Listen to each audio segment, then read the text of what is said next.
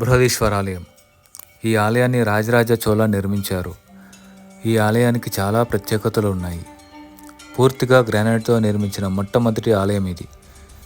ఎటువంటి బేస్మెంట్ లేకుండా 1000 ఏళ్లకు పూర్వమే ఇంటర్లాకింగ్ సిస్టమ్ ద్వారా డైరెక్ట్గా నేలపై నిర్మించిన ఆలయం ఇది. ఈ ఆలయంపై 80 టన్నుల కలశాన్ని ఏర్పాటు చేశారు.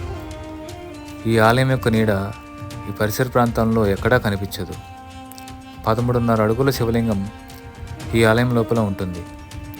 ఇంత పెద్ద కట్టడంలో ఎంతమంది మాట్లాడినా ఎటువంటి రీసౌండ్ రాదు.